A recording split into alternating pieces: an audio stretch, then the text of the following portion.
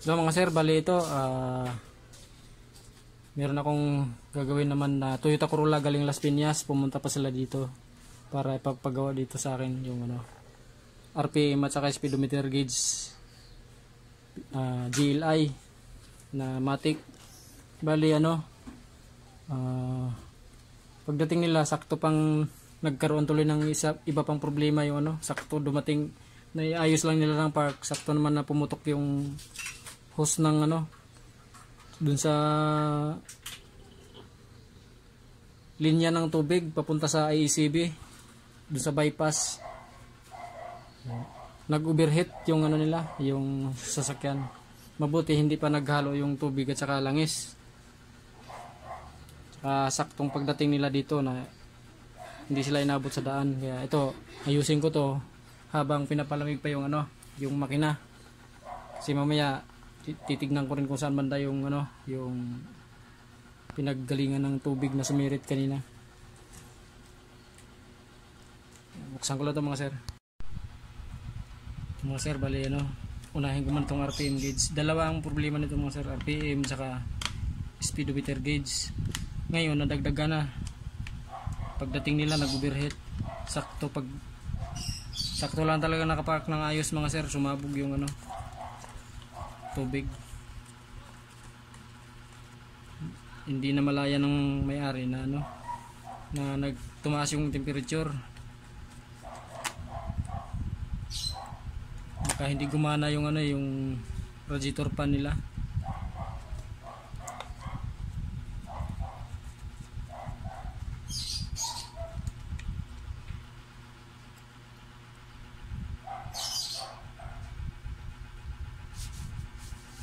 Ito mga sir, yung ano, yung RPM gauge. Yan. Sunog yung ano, sunog yung dalawang kapasitor. Bali ito yung papalitan ko. Dalawa.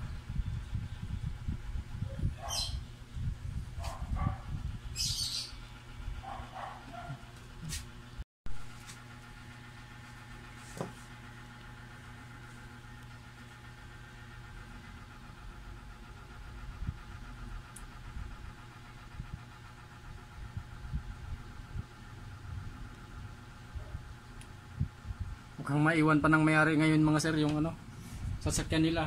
Kasi langanin na sa oras, balang mabilhan ng ano, baka sarado na yung ano ngayon auto supply. Balang mabilhan ng hose na pumutok. Tingin ko hindi pa naman nakaabot sa cylinder head yung ano nyan, yung problema.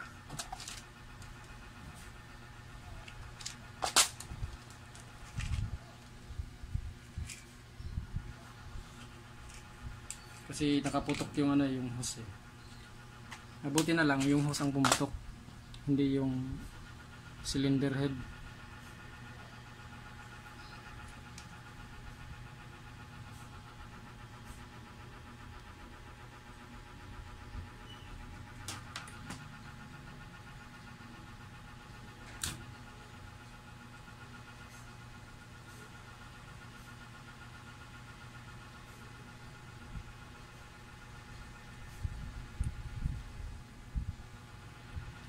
Las Piñas pa naman sila galing. Las Piñas din uuwi. Panay taga Las Piñas yung mga customer ko ngayon mga sir itong week na to.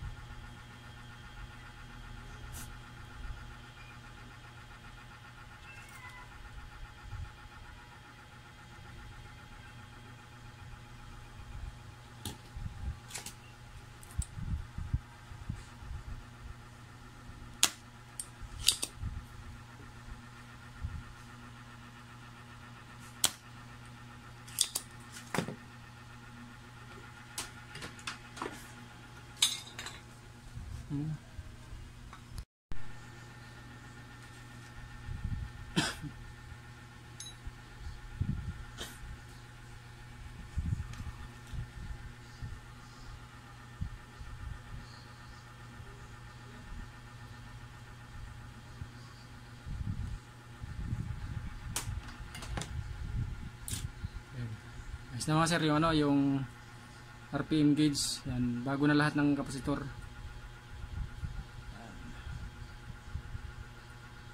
Bali yung ano naman, speedometer gauge. Bali ito mga sir, oh. Sunog din yung kapasitor, 3. Tapos tignan ko pa yung kapasitor dito sa loob, 2, kung hindi ba sira, hindi ba sunog. Ayan. Mukhang ni-repair na rin siya dati, oh. Ayan. May mga hinang na rin panibago. Saka yung kapasitor na nandito, hindi na rin siya original.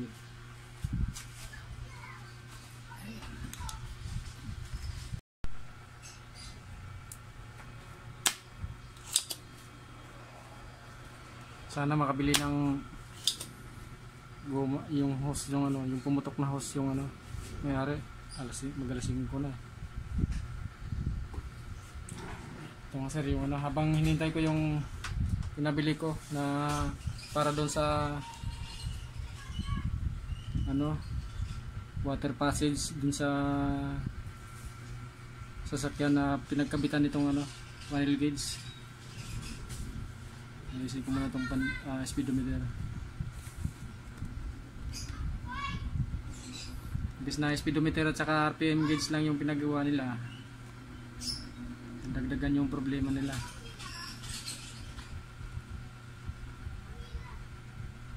Bagong bili lang pala yung sasakyan na yan, ma.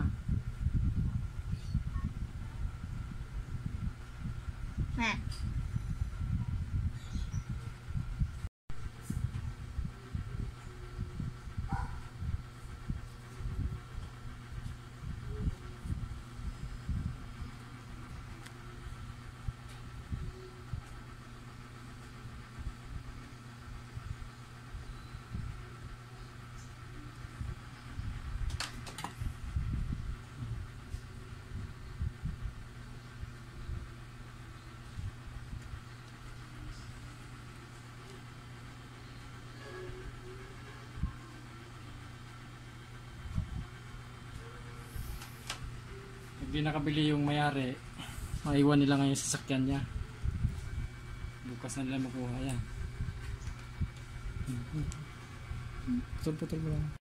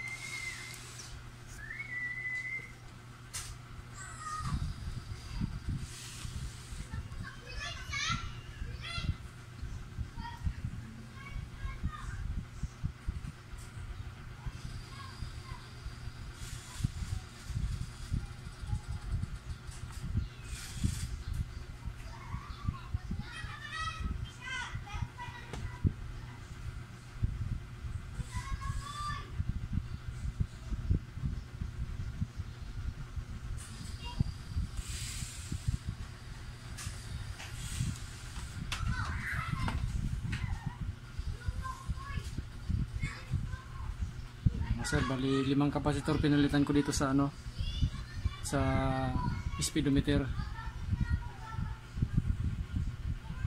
Si pareha sunog.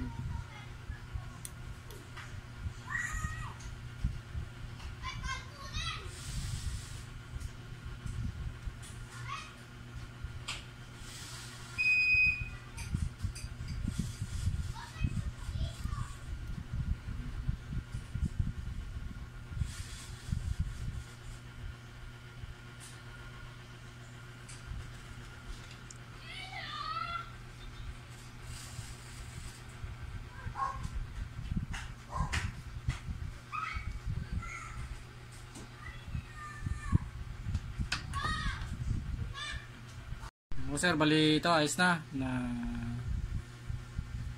na-repair ko na yung ano, yung speedometer. Yan, i-symbol ko na lang to para may salpak na sa sasakyan. Kaya pa nga show tuloy ako. Kasaot kaya? Magkano kaya? 7. Na-receive niya tayo kanina? Apo. Send ko na lang ulo. Yung mga sir, bali ito na-symbol ko na, isalpak ko na to dun sa Corolla kasi para magawa ko rin yung ano, yung sa cooling system niya, yung may tumagas, para mapalitan ko na ng ano, ng hose para makauwi din sila ng ayos. Saka i-check ko rin yung ano, yung radiator fan, baka hindi gumana kaya siguro nag-overheat eh. Yan. Salpa ko muna to mga sir. Kabitan lang eh. Yan mga sir, bali ito na naikabit ko na yung ano, yung panel gauge ng ano, Toyota Corolla, yung galing sa Las Piñas. Bali ito. Ayaw na raw ni sir na ano, ayan si sir. Ayaw na raw ni sir na itis drive eh. Tiwala na raw sila ni sir na ano, gagana na daw yung ano, yung mantakin mo isang ano pa lang, mandar na eh. Itong RPM yan, ayos na. Yan. Tapos yung dahilan ng pagka-overheat nila mga sir, yung sa makina Dito sa yan mga sir, yung ano, yung ito, ano ba tawag ito? Nalimutan ko tawag yan. Yan yung pinalitan namin kasi yan sa yung, bypass. sa bypass, yan. Yan yung pinalitan namin kaninang dalawa kasi yan pumutok. Kaya sa nag-overheat mga sir dahil dito sa ano, yung fan hindi kumana dahil sira yung ano, yung sensor dito. Yan. Yung sensor na yan. Kaya ang ginawa ko, tinanggal ko na lang yung wire doon para umikot yung fan. Kasi pag nakakabit yun, nasira yung sensor, hindi ikot yung fan, hindi siya mag-automatic. Kaya pansamantala, habang sira pa yung sensor, rikta mo na sila. Ayan, tanggal yung para makauwi lang sila ni sir sa Las Piñas. Yan. Yun yung wire, yung nakakabit, yung kulay brown. Ayan yan. Ito yung nakasok-sok doon sa sensor. Pag kinabit yan, mamamatay ulit yung ano, yung fan. Ayos na. Yun, maraming salamat.